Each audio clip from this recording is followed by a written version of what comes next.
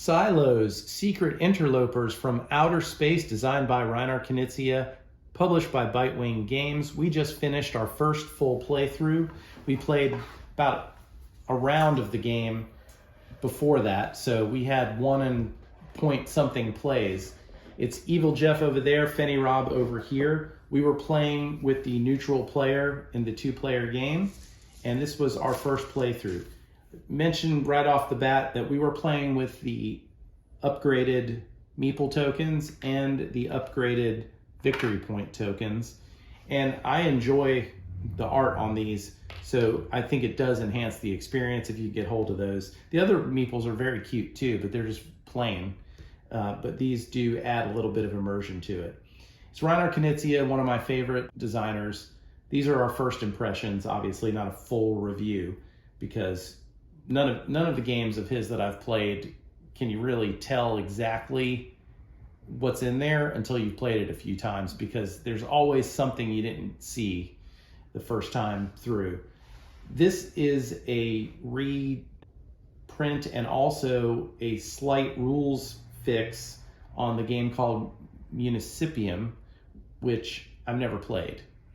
But this theme with the alien abductions of the cows and the humans, and even down to the double-sided figure that really doesn't do anything that I know about, but it lets me know that this construction worker, also an alien. This lady who's working out, she's also an alien. Very good components. That's the first thing I noticed. The board is a little dark, and it takes a second to figure out that these are the abduction spots for the ones below it. When you watch our playthrough, you'll see we started off with this grand plan to fight over this area, not remembering that when the first UFO advance happens, this one's going to be scoring. So that kind of messed us up a little bit. But I do like the art. The cards are really cool. Every one of these cards that you have as your 3 cards in your hand all look different, and they look really cool. So I really like the art in this. We're not going to tell you exactly how to play the game. There's a good video by Bitewing, and I'll put a link up here if you want to take a look at that. That gives you an overview of how it's played. You're basically trying to go around collecting sets of 4 different colored meeples, and then you're going to trade those in for the victory points. I mean, again, very simple. Reiner Knizia. You move 1 or 2 of your pieces, and then you play a card. And the cards, there's only 12 cards that are out there for everybody out of this Silos deck, and then we each have 3 of our own cards that we can play instead of drawing one of those. Yeah, so the art and the everything, even this murder board or whatever you want to call it, conspiracy board with the yarn on it, on the bag, the art is just really, really cool. I really like that. And the cow meeples are excellent. What are your thoughts about the game? I think it's a game that I enjoy playing. It doesn't have the depth that I'm looking for. I think it might change a little bit with extra players, but I'm not sure. What I did like a lot about it, though, is it had a very good theme to it. I love the whole alien abduction and cows and people and everything. I like the set collection and also the area majority. It's fun. It definitely is worth picking up. It's not something that I would bring out over and over and over and over again. I think you'd get bored with it.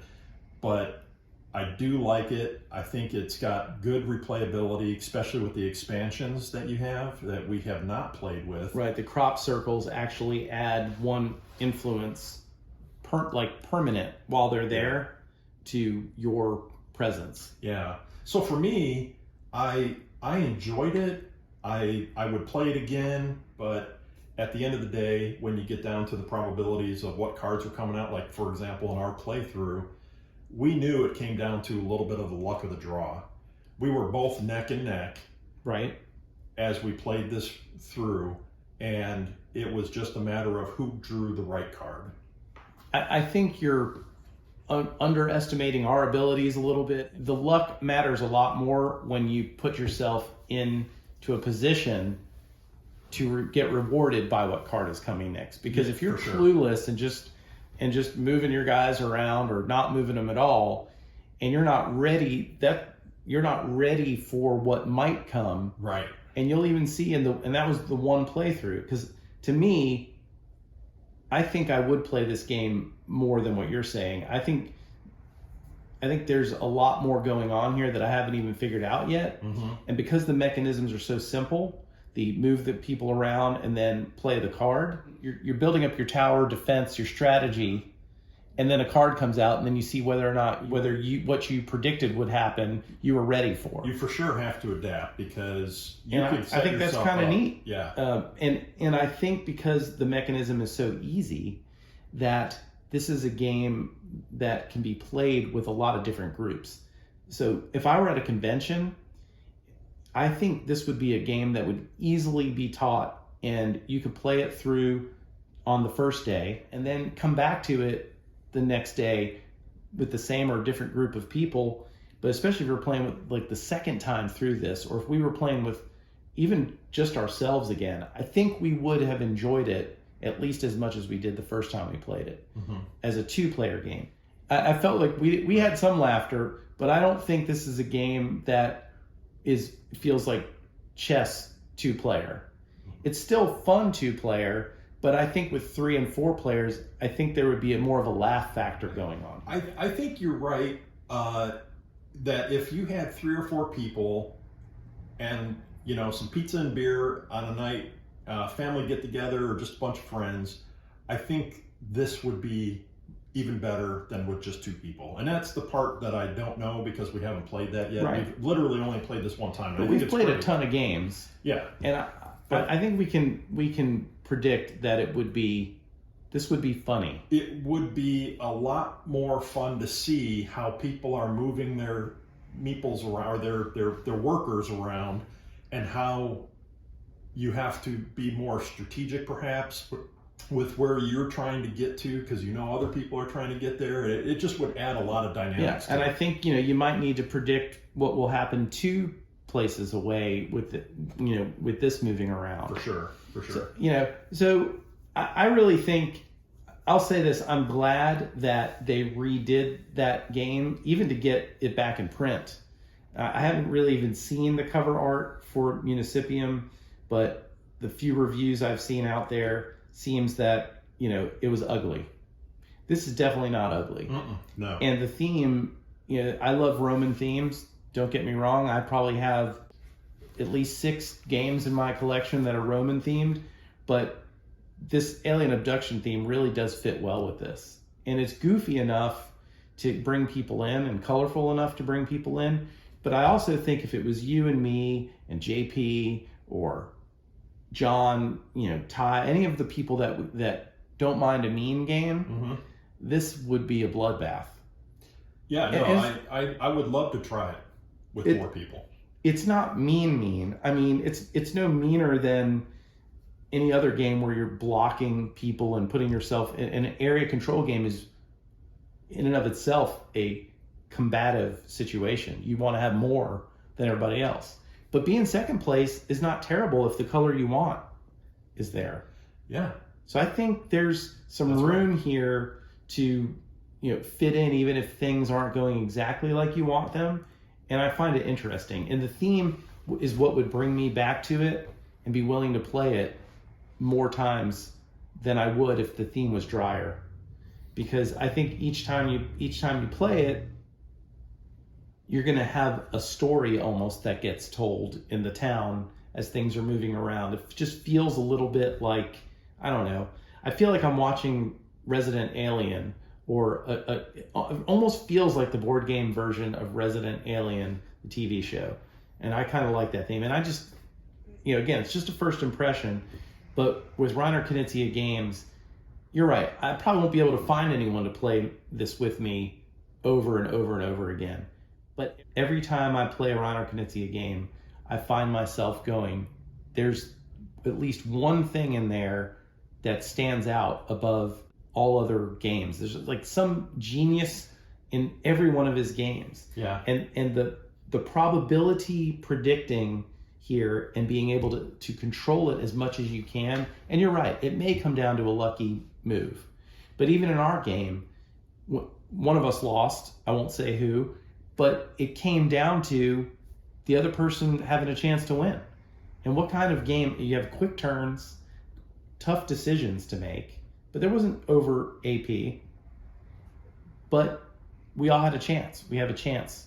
And really, just sticking down the neutral player and giving them all the ties is really an easy way to make this game play at 2 players.